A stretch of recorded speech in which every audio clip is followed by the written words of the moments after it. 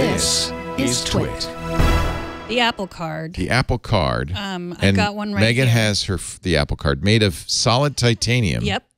Made of Gorilla Glass. Yeah. It's actually invisible, see-through no, and that's bendable. This broke it. Yeah. So Okay. I didn't break So it. chiefly I can bend it. in the announcement, they didn't really initially talk about a credit card at all. It's just really the ability to buy stuff on credit through Apple Pay. They're partnering with Goldman Sachs, and you know, I'll kind of run through the. You know, there's no fee, there's no annual fee, there's no fee for international transactions, which for people who travel is always good news. They didn't mention what the exchange rates would be, but I imagine they'll be competitive. Even more importantly, there's no penalty for late payments. Of course, you you continue to pay the interest, but your interest will go up. Oh, yes. So there's a lot of fine print. There that is they a didn't penalty. That, your interest goes up in the second month? Yeah, no late fees, but if you miss a payment or if you're late on a payment, then you are subject to increased interest. And by the way, they didn't say what the interest would be. They said it will be competitive. It's 13.24% to 24.24%. Well, the 13's competitive because the average credit card interest rate is around 18%. But you can shop around and you can get down to 13%. And the 24 is if you're late, or or if you don't. I mean, if you don't have good credit, you know, it varies. Well, that's less attractive. It is. If you read the fine print, you will find that it is less attractive. Yes. They I think the real selling point of this whole thing.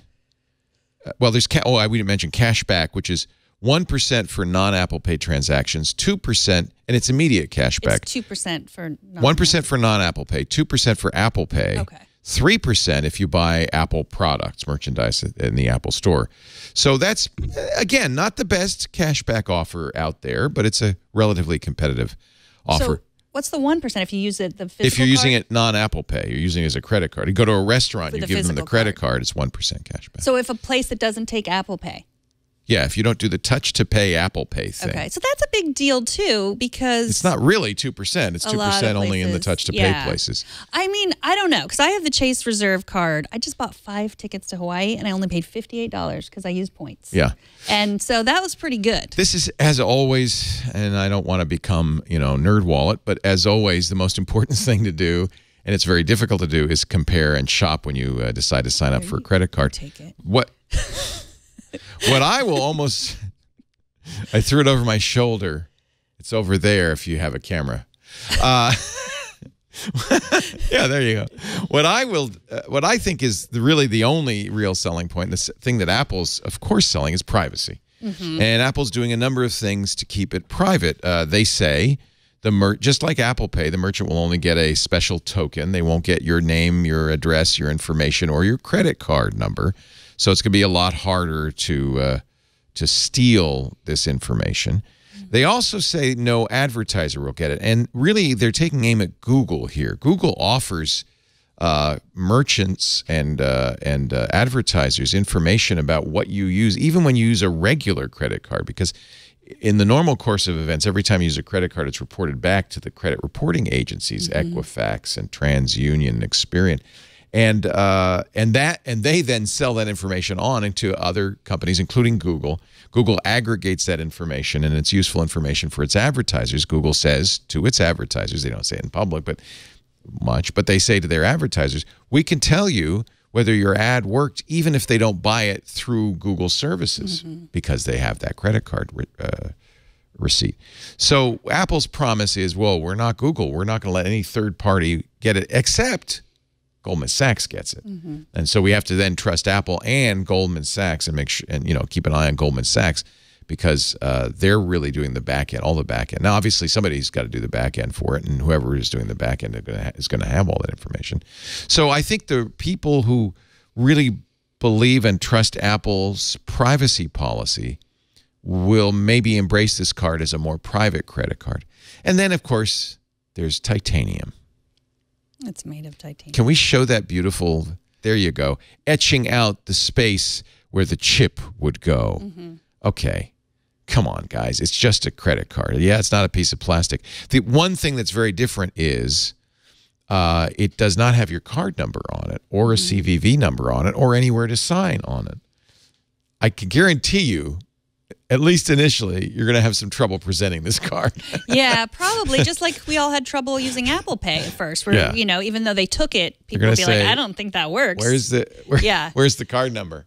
You didn't sign it. Yeah. But it is a card, and it's a beautiful physical card, and Apple knows that some people buy Apple stuff just for the hardware. Yeah. So there is even some hardware associated with this. It's not available yet. It'll be available sometime in the summer. I'm glad we now know the interest rates because they refused to say during the event. The other thing they didn't say is there is a limit to your daily cash. They said there's no limit to the daily cash you can get. They said if you buy a $32,000 boat, you'll get 2% back. No? So the limit is your spending limit. So, like, you probably don't have a limit. Obviously, you can't buy a $32,000 boat if you're spending less than $500. Yeah, but I mean, I think that's something that worth saying. I mean, the other thing worth saying is they made it seem like it's so easy to get. It's not easy for everyone to get a credit card. It's just not. I mean, and that is no faults to the person that it's, you know, not everybody has credit. It's hard to get credit. And so that will be hard, just like it's hard to get any other credit card. Frankly, as we continue now through the event, I think you're going to see both of us have kind of the same reaction, which is basically it's going downhill at this point.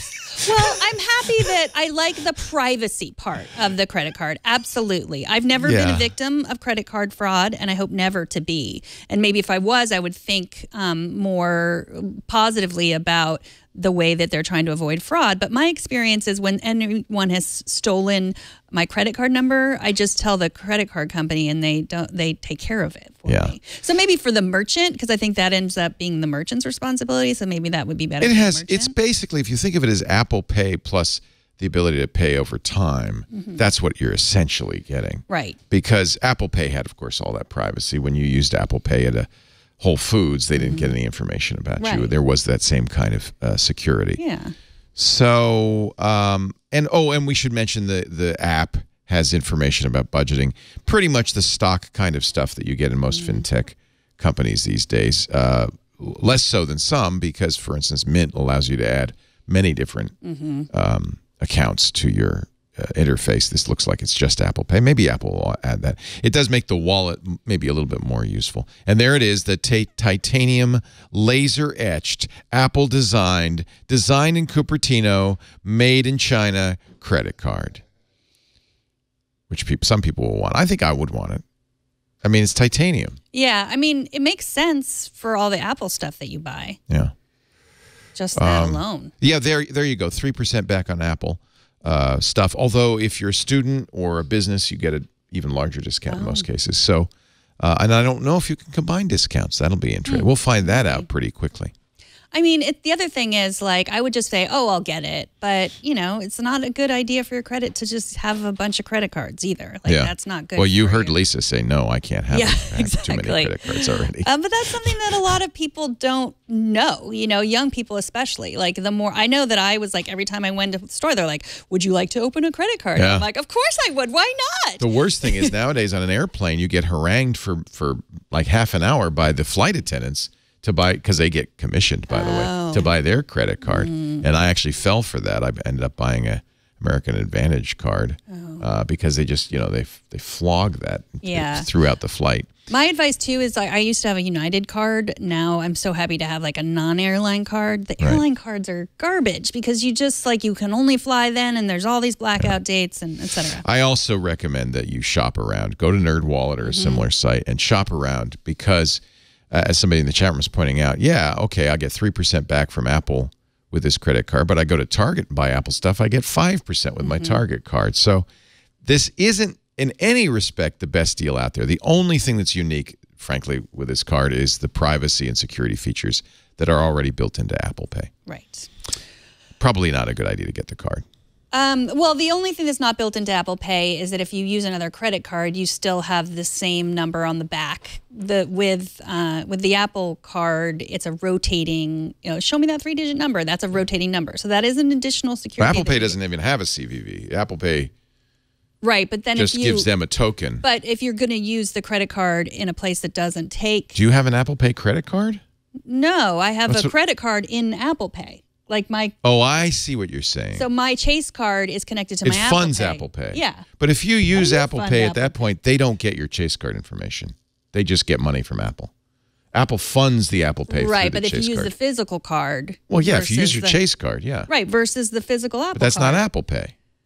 I'm saying once you bring out your credit card, you're doing something other than Apple Pay. I'm saying if you're using Apple Pay, right? Okay, got it. You get the same privacy in the credit card that you're already getting with Apple Pay. But what I'm saying is, if you're using the Apple card, then you have more privacy when you're using a physical card. Then using a Chase card. Yes, that's right. Okay.